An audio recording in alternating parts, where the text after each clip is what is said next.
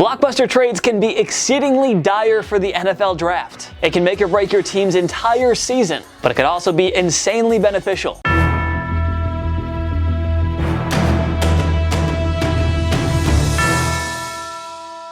The 2021 NFL Draft should be home to several blockbuster moves that promises to change the landscape of the league. Yes, there will be the usual trade-ups and trade-downs, but for entertainment's sake, let's hope that draft weekend also provides us with several blockbuster moves involving veteran stars. Here are blockbuster trade ideas that could dramatically change the 2021 NFL Draft. Broncos Falcons. The Atlanta Falcons might be the most interesting team heading into the 2021 Draft. They hold the 4th overall selection, giving them a great opportunity to take Matt Ryan's successor. Or they could take another pass catcher like Jamar Chase or Kyle Pitts. Or they could bolster the offensive line with Penei Sewell. Or, they could trade the pick for extra draft capital. The Falcons are reportedly open to trading that pick, so we're going to guess they auction off to the highest bidder, a team that desperately needs a quarterback. The Denver Broncos are one quarterback upgrade away from being a Super Bowl contender. Drew Lock doesn't look like the answer, and new GM George Paton has the chance to really shake things up a bit, at least in the draft. The Broncos hold the number 9 selection. Our proposal is this: Denver acquires the number 4 pick from Atlanta in exchange for the number 9 and number 114 selections, and a 2022 first rounder.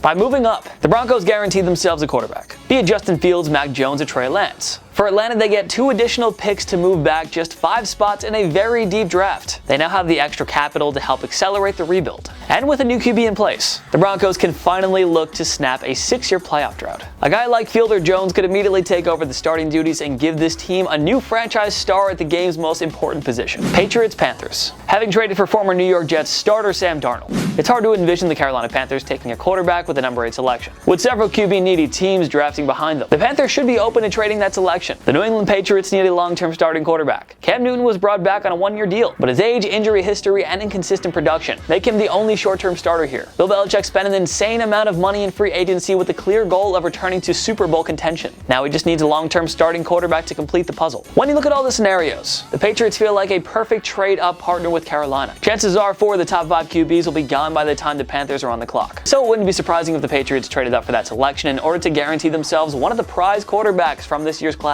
We'll project the number 8 selection to New England in exchange for the number 15 and number 96 picks, plus their 2022 first rounder. That would be a great return for a Carolina team that needs all the picks they can get as Matt Rule looks to quickly finish up its rebuild. Bears to Cowboys. There aren't any indications that the Dallas Cowboys are looking to trade their standout wide receiver, but Jared Jones needs to keep an eye on the long-term future. Gallup is entering the final year of his contract. The Cowboys are capped out now, and they don't exactly need Gallup long-term. Not with Amari Cooper, CeeDee Lamb, Ezekiel Elliott, and Dalton Schultz already rounding out a stacked offense. Dallas can't afford to keep Gallup long-term, and they may as well trade him now rather than lose him for nothing. The Chicago Bears need a number 2 receiver to complement Allen Robinson. Not to mention that the latter will likely find himself playing elsewhere next season. Gallup's just 2 years removed from a 1,000-yard season, and he would give the Bears a stud wideout to build around long-term. Also, new Bears starting QB Andy Dalton worked with Gallup during his 1-year stop in Dallas. The chemistry is there, and maybe Gallup is the final piece needed to help the Bears offense reach a respectable level. So the proposal is this: Gallup to the Bears in exchange for the number 83 and number 164 selections. Make it happen, guys. Eagles to Seahawks. The Philadelphia Eagles refused to give Pro Bowl tight end Zach Ertz a new contract before the start of the 2020 season. This was clear evidence that he was on borrowed time in Philly. Then Ertz had a forgettable season in which he missed 5 games and finished with only 36 catches for 335 yards and 1 touchdown. The Eagles have since begun a massive rebuild. Doug Peterson, Carson Wentz, Alshon Jeffrey, Deshaun Jackson, Jalen Mills, and Malik Jackson are all gone. You have to think Ertz is on his way out too. The Seahawks could use a tight end of Ertz caliber to bolster their potent passing offense. They can essentially get him for pennies on the dollar, and GM John Schneider has pulled off his fair share of trade heists. Ertz would be a great fit in that Seattle locker room. He's a Super Bowl champion and renowned leader, on and off the field. So yeah, let's propose the number 129 pick in round 4 and Seattle's 2022 5th rounder for the veteran tight end. Packers Jets. Every year the Packers ignore the need for a number 2 receiver to line up with Devontae Adams. It's clearly the final piece required for a team that has lost back-to-back NFC Championship games. How the Packers keep failing to address this need is beyond us, but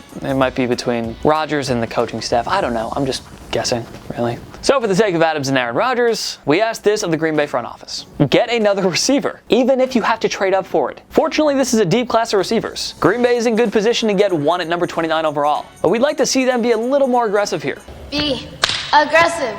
Be aggressive. Purdue wideout Rondale Moore would be a beautiful fit in the Green Bay offense, but they may have to trade up to get him. That's okay, because the Pack are clearly in win-now mode. How about acquiring the New York Jets 23 selection in exchange for the number 29 and number 92 selections? In this scenario, the rebuilding Jets add a valuable pick by moving only 6 spots. And for once, the Packers show Rodgers that they're committed to winning with him. Just an idea. Browns Patriots. The Patriots superstar cornerback is entering the final year of his contract, and we all know why. Bill Belichick always prefers to get rid of a veteran player 1 year too early rather than a year too late. Gilmore has been heavily mentioned in trade rumors, like a lot over the past year. As he prepares to enter his age 31 season, it's safe to assume that Belichick isn't going to extend his contract. You have to think that Bill will prefer to get something for Gilmore, rather than lose him for nothing in 2021 free agency. A lot of teams should come calling on Gilmore, but the Cleveland Browns just feel like the perfect fit for him. They're a young team on the rise, with their Super Bowl window just starting to open. Yes, they already have a star cornerback in Denzel Ward, and the Browns added former Rams safety John Johnson III, and cornerback Troy Hill. But why stop there? Adding Gilmore will go a long way towards trying to contain the Kansas City Chiefs and the Buffalo Bills' high-powered offenses. This is a move that would close the gap between the Browns and AFC's top 2 teams. With Gilmore being in the final year of his contract, the Browns can get him at a good price, and he's a little bit up there in age. We'll propose Gilmore to Cleveland in exchange for the number 89 and number 169 selections. It should be enough to get him done. Giants-Lions. The New York Giants signed former Detroit Lions star wideout Kenny Golladay in free agency, further bolstering a stacked group of skill position players. They also have Sterling Shepard, Darius Slay, Evan Ingram, Kyle Rudolph, and Saquon Barkley. But why stop there? It's a make-or-break year for Daniel Jones, so they may as well continue to build the offense around him. As great as the supporting cast is, only Golladay and Barkley can be considered true game changers. Instead of sticking with the number 11 pick, the Giants should see if they can trade up with the Lions, who had the number 7 pick. Detroit's in the midst of a massive rebuilding phase, and should be willing to trade down if it means extra draft capital. Imagine if the Giants added Jamar Chase, Devontae Smith, or Jalen Waddle. The offense would be nuts. Jones would be primed for a huge breakout year. Detroit should be happy to move back a few spots if it means landing the extra draft capital. So let's call it the number 7 pick for the number 11, number 76, and number 196 selections. Panthers Washington.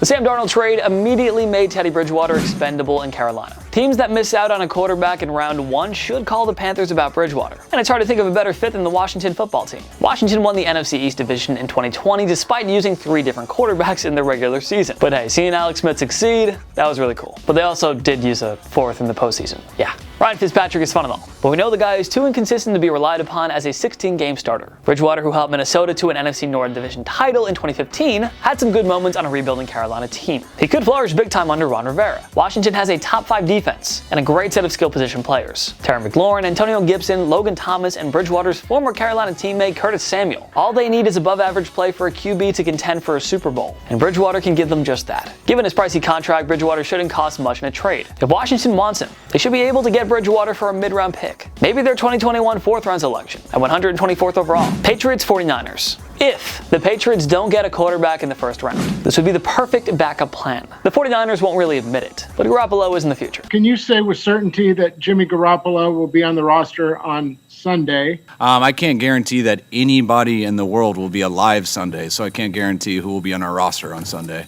So that goes for all of us. They obviously found a quarterback they love. They fully intend to draft him with the 3rd overall pick. We made a decision in this process that we felt we needed to get a starting quarterback this year and add that to our team. And when we sit there at 12 way back in the day, and we wanted to dictate it. And we also were worried maybe the one we end up winning doesn't fall to 12. And why don't we move up there to a spot where we can take the best look at everyone? We know we'll get one.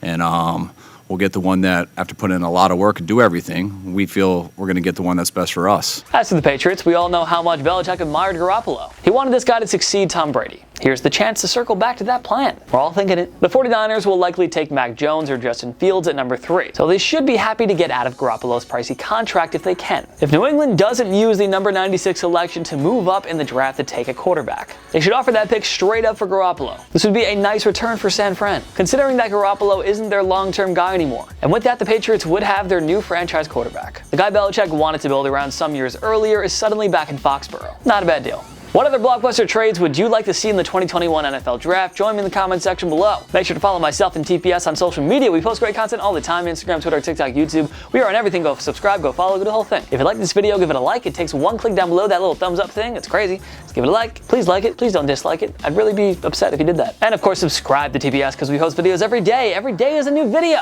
Every day. Of course, thank you so much for watching. I'm Jason Biondo. I'll see you next time. On my knees.